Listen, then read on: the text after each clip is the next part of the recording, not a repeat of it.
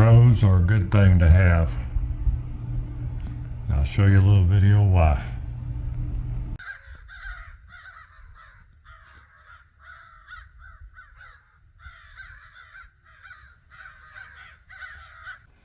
So on these crows, I'm glad I finally filmed it or got it on tape.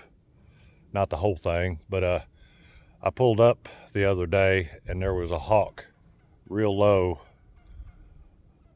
up above the chicken coop, and they was all going crazy, you know. And about the time I pulled up, I seen the hawk, turned the truck off, heard them going nuts, and then all of a sudden, out of the cedar trees and everywhere, them crows came out of, I don't know, 2 or 3 different spots. I'm assuming they have nests up in these trees. I'm not sure, but ran that hawk off. So that's not the first time I've seen it. I think it's about the 3rd or 4th time since we've been here that I've actually caught it. I just never did film it or thought to get my phone out. But so keep the crows around. And the only reason they stick around here is we give our chickens a little bit of scratch in the morning and a little bit in the evening, like a half a cup or something. So all the other birds and actually the crows are usually in there before the chickens get out in the morning. But so that kind of keeps them around, and I'm assuming they're nesting around here. But they have been keeping the hawks away. It's pretty impressive. Crows are your friends. Super excited today. I picked up a bunch of fencing supplies from Timeless Fence over in Greenville, Tennessee today. So got all the stuff I need to get started. This will probably do me for a couple months. And I'm looking forward to this. I actually got a few corner posts set the other day. Okay, sorry if it's windy. I forgot the microphone. But here's where I started a couple weeks ago maybe. I come in and set, there's a corner down there. I've hired our neighbor. We have some great neighbors. He's got a excavator. He's gonna come, that dead cedar right there. It's got a great big old root ball on it. It's created a great big hump in the ground. I've hired him to come in and take that out, kind of smooth that transition so the fence will roll better. And then he's actually gonna, while he's here, he's gonna clean out some stumps for me where we're gonna put the high tunnel down there. But anyhow, I've got my isolators on that one. Right here on the end termination. So my hot wire go from here down the other corner. And then I've still got to get in here and put some bracing and stuff in. Then right up through here is where Camille and Cullen helped me. I want to say it's about 400 feet or so way up there.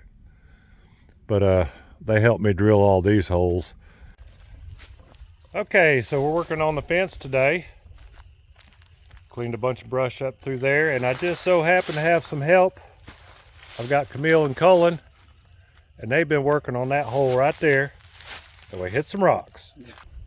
It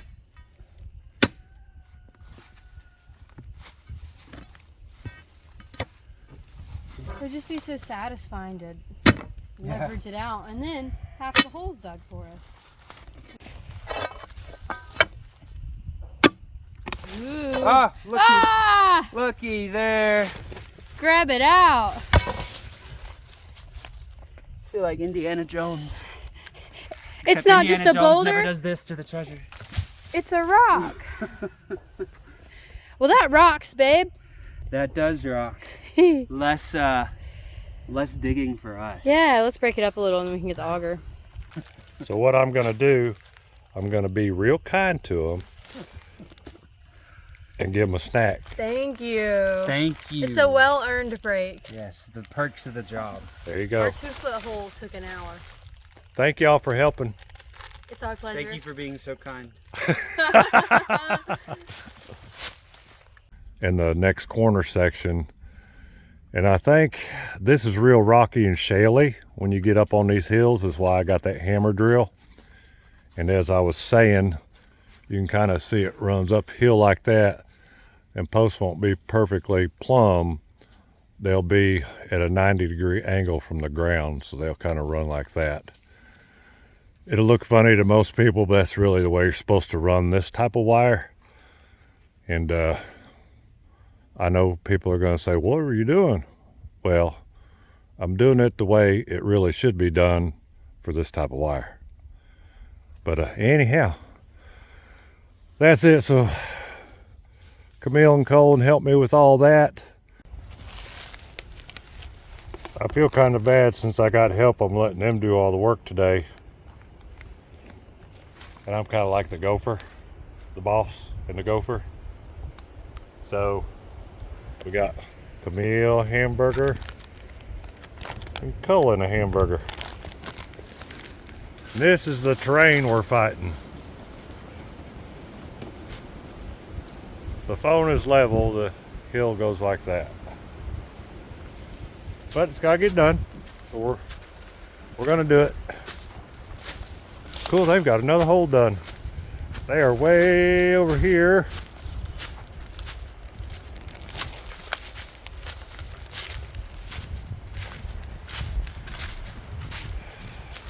This will be one of the main corners.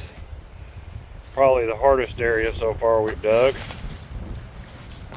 Oh yeah, they've only got one more hole after the one they're on right now.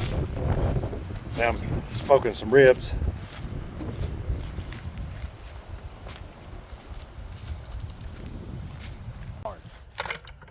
Pull it hard. Harder. I have to do it with my right hand or I can't do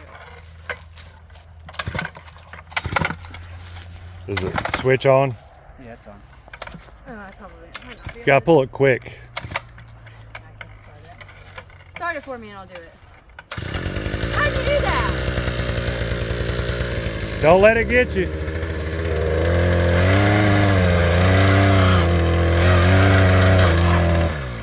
That's all I got in that. It'll get you on it. Yeah. Took me a couple days just to clean the brush, what little bit I cleaned up.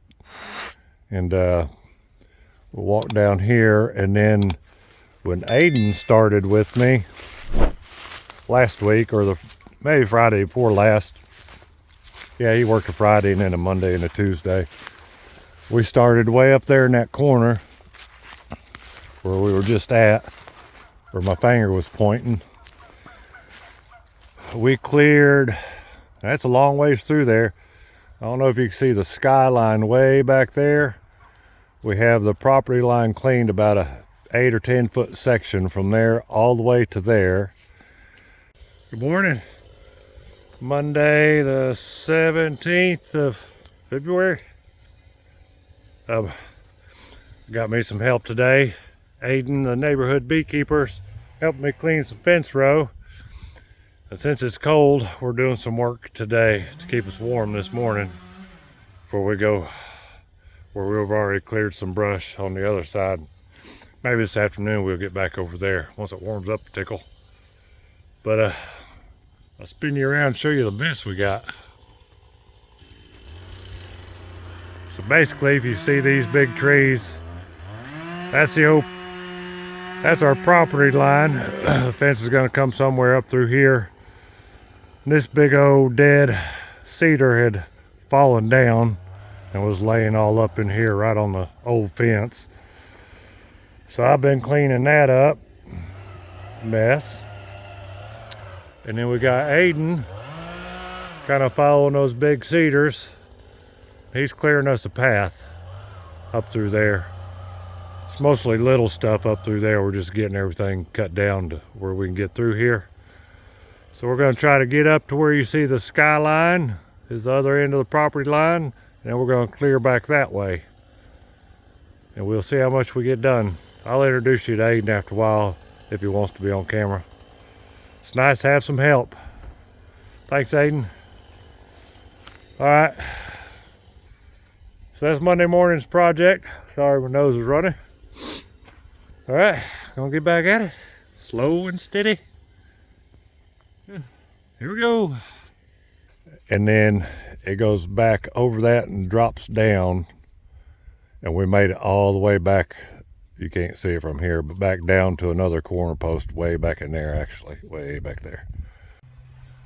Okay, me and Aiden are on our third day. Thought I had the camera turned around the other way. Hey there, buddy.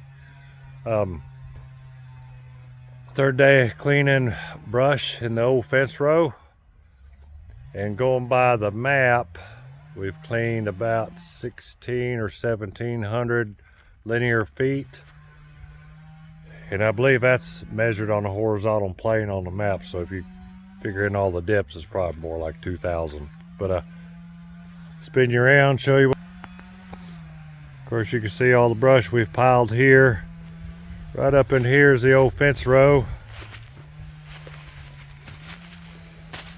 Of course, it's been a growed up mess. But anywhere we could, we cleaned a little bit wider path. That hill gets pretty steep. Chunk all that there, and I can at least get the four-wheeler back to that corner. And then this morning we started right there where all the saws are, that big cedar. Started there and got about, I can't even see him, I'd say 400 or 500 feet down that way. And we went through and cleared all the small stuff first. Kind of piled it up down along the side just so we can kind of see and get a good shot of where we're going to put the fence, and then we're going to come back and drop some of the bigger trees off that steep hill. But that's what we're fighting.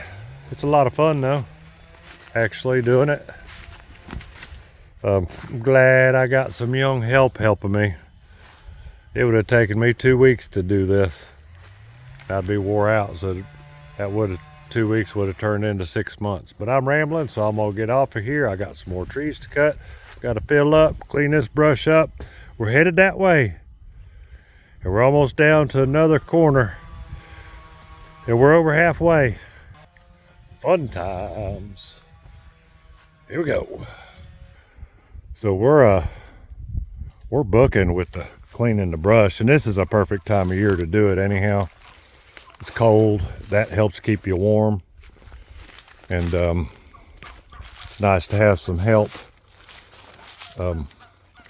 Especially somebody this young that can really do something. I've just gotten to where I've slowed down a step, maybe 2, no more than 2, maybe, but I'll never admit it. I'll never admit it. Maggie, what you doing, girl? We'll let Maggie relax for a little bit, get her exercise in. We got to take Maggie for a little walk. She needs some exercise. She's moving her leg pretty good. Go to the bridge. There you go. And that is one huge sycamore tree right there. I love it. So majestic looking, I guess is the word. Yeah, that's a big word for me. I guess these days it can mean about whatever I want it to, can't it? I just love this bridge me and Camille made a couple years ago out of just some big cedar trees. And of course I did buy some 2x6 to go on top. But man, handy dandy, best thing I ever did. Otherwise we'd have to drive all the way around. It always stays muddy back in there this time of year. Love it. I don't know about y'all, but I'm about sick of the cold weather. And hopefully it'll start breaking before long. But the good thing is there's no bugs, I guess. Just cold fingers. I have an idea. Come up with a plan. And I'll kind of walk you through it real quick. You may understand, you may not. But I think it's going to work. So what I've come up with in my little old mind, my perimeter fence is going to be a 5-wire electric fence. So back in the woods where we've been clearing, the old fence row and the property line actually says fence in cedar, yada, yada, yada. So some of the big old cedars are the actual property line. But the cedars that are good, that are still good and not dying or about dead or anything, I'm going to bolt those to the tree. And then my wire will either be on come this side or this side, and then you just tie another little wire here to keep it from hitting the metal and grounding out. But that's my plan in the real hard to get to areas where it's really hard to dig a hole. I know I'm going to have to do a few, but I've come up with that plan should eliminate quite a few posts I'll have to set. It's rocky, it's shaly, and it's just hard to do. And so I'm going to try that. I think it'll work.